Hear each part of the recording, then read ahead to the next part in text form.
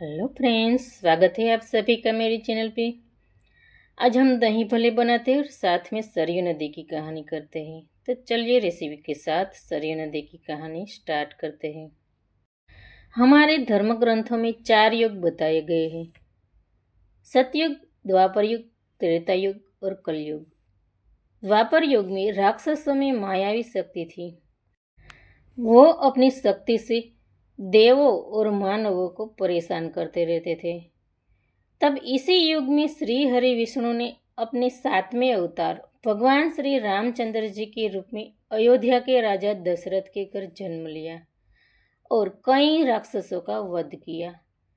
इस युग में सबसे शक्तिशाली राक्षस एक रावण था, जो एक कुशल राजनीतिक, मायावी, ब्रह्मज्ञान और विद्याओं का जानकार था।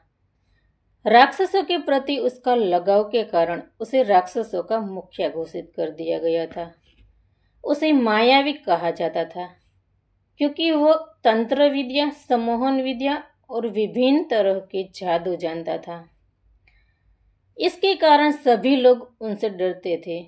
रावण एक पंडित होते हुए भी क्रोधी, अहंकारी और अत्याचारी था। उसने जब अपने अहंकार में चूर होकर भगवान श्री राम की धर्मपत्नी माता सीता का हरण करके उसे लंका में अपने साथ ले आया, तब भगवान श्री राम लंका जाकर रावण के साथ संपूर्ण राक्षसों का वध करके माता सीता को वापस लाके अयोध्या लौटे। और अयोध्या आने के बाद भगवान राम ने कई वर्षों तक राजगादी संभाली और उसके बाद गुरु वशिष्ठ और ब्रह्मा जी ने इस पृथ्वी लोक को छोड़कर वापस अपने लोक जाने का आदेश दिया। तब भगवान श्री राम ने सरयू नदी में अश्विन पूर्णिमा के दिन जल समाधि लेकर अपने मानव देह को छोड़ा। श्री राम ने सभी अयोध्यावासी की उपस्थिति में ब्रह्म मुहूर्त में सरयू नदी की ओर प्रयाण किया। ओम का उच्चारण करते हुए वो सरयू नदी के जल में एक एक कदम आगे बढ़ते गए और सरयू नदी में अंतर्ध्यान हो गए। पर सरयू नदी का अवतरण कैसे हुआ, इसकी एक पौराणिक कथा है जिसका वर्णन पुराणों में मिलता है। राजा दशरथ की राजधानी और भगवान विष्णु के 7वें अवतार के भगवान श्री राम के जन्मस्थान अयोध्या में बहने के कारण इस नदी का विशेष महत्व है। गंगा नदी को धरती पर श्री राम के पूर्वज भगीरथ लाए थे, ये बात हम सभी को पता है। पर सरयू नदी धरती पर कैसे आई, ये बात कम लोगों को पता होती है। तो चलिए छोटी सी कहानी के माध्यम से जान लेते हैं। पुराणों में वर्णित है कि भगवान विष्णु के नेत्रों से प्रकट हुई है। प्राचीन काल में राक्षस शंखासुर ने वेदों को चुराकर समुद्र में फेंक दिया था। तब भगवान श्री विष्णु ने मत्स्य अवतार लेकर उस राक्षस का वध किया और ब्रह्मा जी को वेद सौंपकर अपना वास्तविक स्वरूप धारण किया। उस समय खुशी के कारण भगवान श्री विष्णु की आंखें प्रेम से भर आई।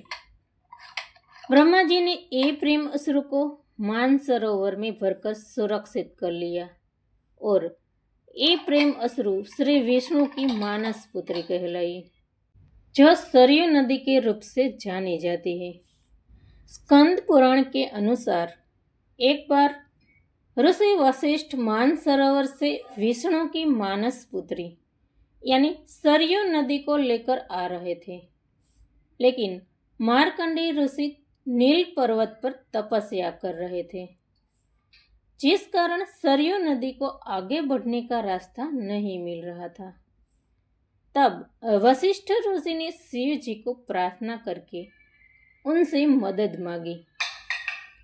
तब महादेव ने वाघ का रूप धारण किया और माता पार्वती ने गाय का रूप धारण किया। माता पार्वती गाय का रूप धारण करके वहीं पास में घास चरने लगी और तब महादेव ने वाघ के रूप में भयंकर गर्जना की। गर्जना सुनकर महर्षि मार्कंडे की तपस्या भंग हो गई। जैसे ही मार्कंडे ऋषि ने देखा कि वहां गाय के पीछे वाघ है, तो वे तुरंत उसे बचाने के लिए दौड़े। तो सरयू नदी को आगे बढ़ने का रास्ता मिल गया। यही जलधारा सरयू नदी कहलाई। जैसे गंगा भगीरथ के पीछे आई थी, वैसे सरयू नदी वशिष्ठ ऋषि के पीछे आई थी। ज्येष्ठ शुक्ल पक्ष की पूर्णिमा को सरयू माता का धरती पर अवतरण हुआ था।